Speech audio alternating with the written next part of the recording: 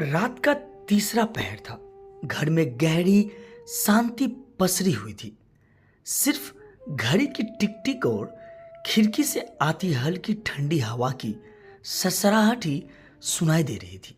मैं और माँ अपने कमरे में सो रहे थे, लेकिन अचानक मेरी नींद खुली। पास के कमरे से धीमी धीमी आवाज आ रही थी। मैंने ध्यान दिया तो वो आवाज भाभी की थी। वो किसी से फोन पर बात कर रही थी। मैंने अनजाने में ही सुनना शुरू कर दिया, लेकिन जो सुना उसने मेरे पैरों तले जमीन खिसक दी। भाभी कह रही थी कि मां, इस बुढ़े बुढ़ी ने जीना हराम कर रखा है। सोच रही हूं कि कल सुबह की चाय में जहर मिला दूं और हमेशा के लिए इनसे छुटकारा पालूं। वैसे भी कितनी बीमारियां हैं दोनों को, और अजीब से कह दूंगी, होने को कौन टाल सकता है। मुझे यकीन नहीं हो रहा था कि मेरी अपनी भाभी, जिसे हम सबने इतने प्यार से अपनाया था, वो इतनी घिनौनी साजिश रच सकती है। मेरा पूरा शरीर कांपने लगा। मैं समझ नहीं पा रहा था कि क्या करूं। मां गहरी नींद में थी। मैं उन्हें जगाकर परेशान नहीं करना चाहता था, लेकिन इस बात को भी अनदेखा नहीं कर सकता था। मैंने तय किया कि इस बारे में सबसे पहले भाई राजीव को बताऊंगा।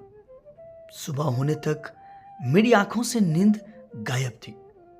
मैं रात भर सोचता रहा कि अगर मैंने भैया को बताया और उन्होंने मेरी बात नहीं मानी तो क्या होगा।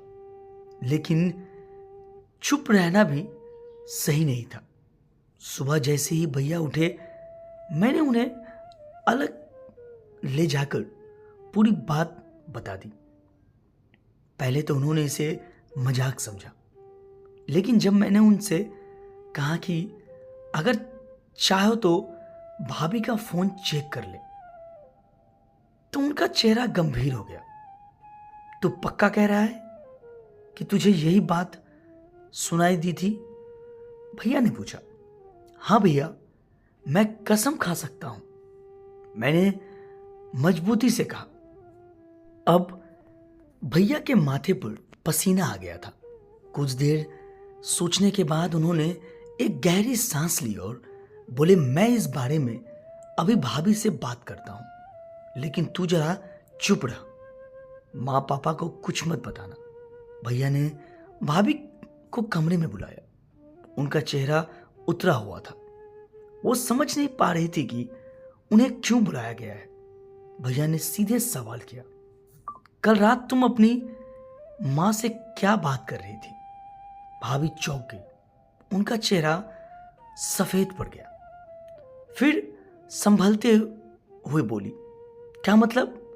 मैं तो रोज बात करती हूं, इसमें नया क्या है? भैया ने गुस्से से कहा, साफ साफ बताओ। तुमने कहा था कि मां पापा की चाय में जहर मिलाने वाली हो ताकि हमेशा के लिए छुटकारा पा सको। भाभी की आंखें फैल गई। उनका चेहरा उतर गया। वो बुरी तरह घबरा गई। क्या? ये कैसी बात कर रहे हो? मैंने ऐसा कुछ नहीं कहा, लेकिन मैं पीछे हटने वाला नहीं था। मैंने कहा, भाभी, मैंने खुद सुना है। आपको सबूत चाहिए तो भैया आपका फोन चेक कर सकते हैं। अगर आप सच बोल रही हो तो डर क्यों रही है? भाभी के चेहरे पर पसीना आ गया।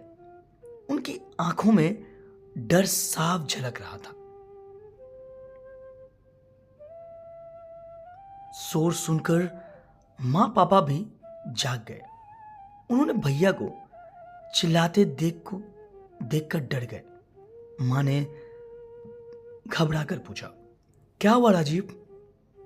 क्यों चिल्ला रहे हो? भैया ने गुस्से से कहा, कुछ नहीं मां, बस आज हमें असली बहू की असली सच्चाई पता चल गई। फिर भैया ने भाभी की सारी बातें माँ पापा को बता दी। माँ तो वहीं बैठ गई। पापा की आंखों में आंसू आ गए। बेटा, हमने तो इसे अपनी बेटी माना था, फिर इसने हमारे लिए ऐसा क्यों सोचा? पापा ने रूधे गले से कहा। माँ ने भाभी की ओर देखा। उनकी आंखों में गुस्सा भी था और दर्द भी था। बेटी, अगर तेरी जगह मेरी बेटी होती तो मैं शायद उसे माफ कर देती, लेकिन तूने जो किया वो माफी के लायक नहीं है। मां की आवाज कांप रही थी। अब फैसला लेना था। भैया भाभी को इस घर में नहीं रखना चाहते थे। उन्होंने भाभी से साफ कह दिया कि अब उनका इस घर में कोई स्थान नहीं है। अगर तू रहना चाहती है तो हमारे माता पिता से माफी मांग और हमेशा के लिए अपना रवैया बदल, वरना अभी इसी वक्त अपने मायके चली जा। भाभी फूट फूट कर रोने लगी। उन्हें एहसास हो गया कि उनकी साजिश पकड़ी जा चुकी है। कुछ घंटों तक माहौल तनावपूर्ण बना रहा, लेकिन अंत में भाभी ने मायके जाने का फैसला किया। वो बिना कुछ कहे अपने सामान के साथ घर से चली गई। भैया ने एक लंबी सांस ली और मां पापा के पास बैठ गए। आप लोग चिंता मत करो, जब तक मैं हूं आपको कुछ नहीं होगा। मां पापा ने बेटे को गले से लगा लिया। मैं भी पास बैठा था। आज पहली बार लगा कि मैंने सही समय पर सही फैसला लिया, वरना अनर्थ हो सकता था। दोस्तों, अगर ये छोटी सी कहानी आपको अच्छी लगी हो तो प्लीज़ चैनल को लाइक और सब्सक्राइब जरूर करें। कहानी सुनने के लिए बहुत बहुत धन्यवाद।